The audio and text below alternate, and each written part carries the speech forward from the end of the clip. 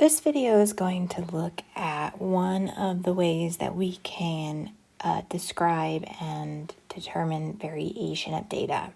So in the previous video, we talked about how we can describe the shape of data. The other way is we like to talk about how varied is it. And there are different ways we can do it. So let's just first talk about what is variation. So variation is how sort of spread apart the data set is.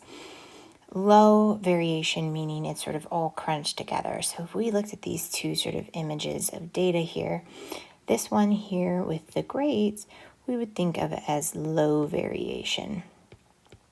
Because if you notice, most of the data is sort of crunched up here on one end, sort of tightly packed together.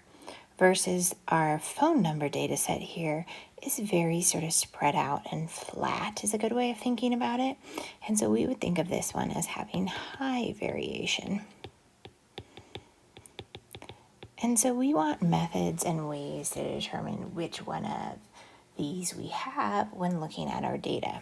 So the easiest way to describe variation is to use the range of the data.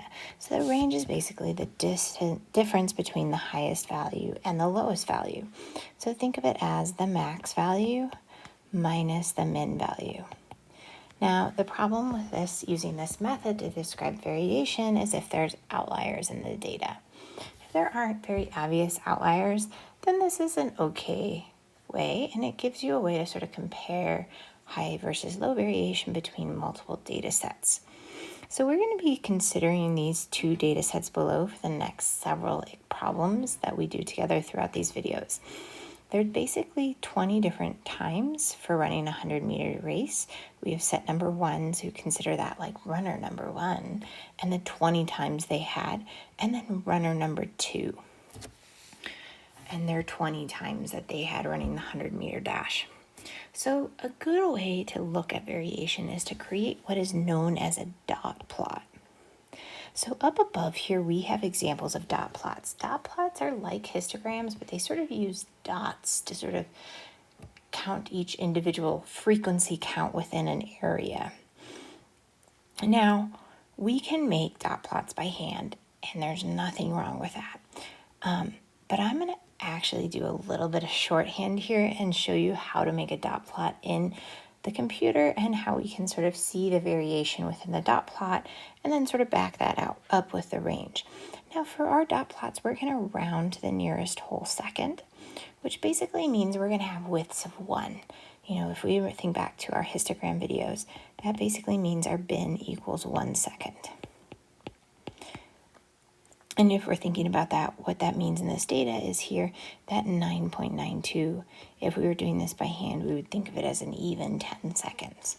Now, for the sake, since I'm going to be using technology to make my dot plot, I'm actually going to keep the data points as they are and have the technology do the rounding for me.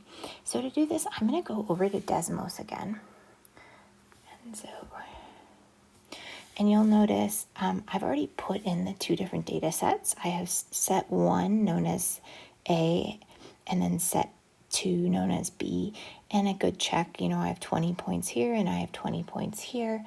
You know, there's always a chance you type something in wrong, but double check things when you're entering them. Now, Desmos is pretty nice and it will do dot plots for you. I'm going to switch to full screen so we get a better view of our dot plots. So when we want to do dot plots, there's actually a whole function for that. If you go to the computer and you just sort of start typing in dot plot, it will pop up. And then I would just enter my function name and my bin width. Or the other option is under functions, visualizations, you'll see dot plots right there as an option. Now I've already typed in dot plot A. Oops, but I don't want B yet. And so I didn't put in a bin width, though I could. We wanted each one to count. Oops, I don't want the box plot. I want the dot plot. I want the bin width of 1, and I'm going to align the bin to the center. And I'm a bend, not exact, and that's just telling me we're rounding.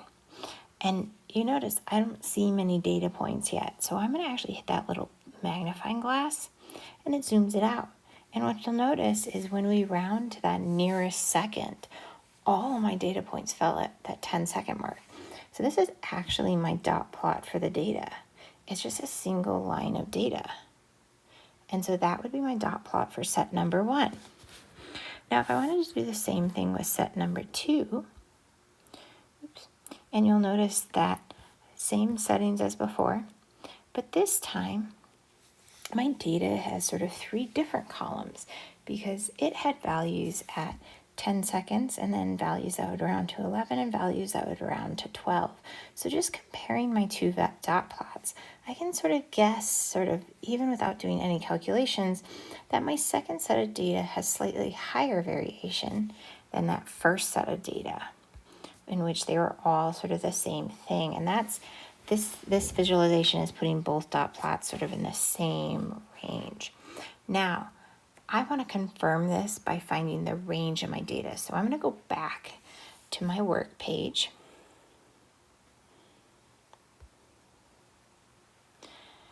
And so we're going to now sort of confirm that. So from the dot plot, we guessed that set 1 was a lower variation and set 2 had the high. Now we want to confirm that by using the range. So if we look at set number 1, I have a low point of 9.92 and a high point of 1038. So I could say, the running times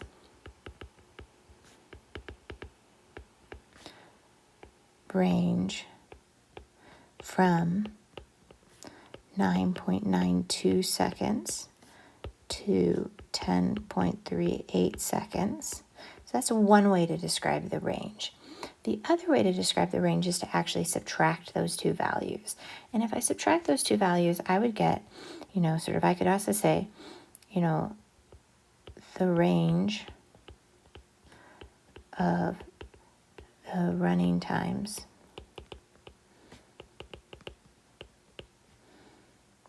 was 0.46 seconds.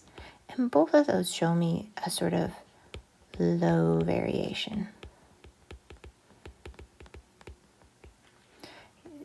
0.46 seconds isn't very much. Now, I can do the exact same thing with set number 2, and I don't have enough room here, so I'm going to actually answer it up here since I didn't do my dot plots by hand. So I can look at set, 2, and in set 2, my low value is 9.98, but my high value is 12 seconds. So just like I did with set 1, I could describe my range 2 different ways. So I could say, the running times range from 9.89 seconds to 12 seconds. Or I could say the range of running times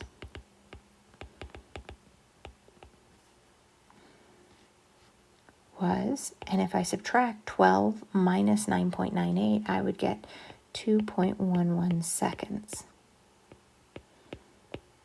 And so notice that's a lot bigger of range than this value. And so we could say, yep, we've confirmed that this is higher variation than set 1. So we have our low set variation, our high variation, and these are both ways that we can use the range and dot plots to sort of create a generalization.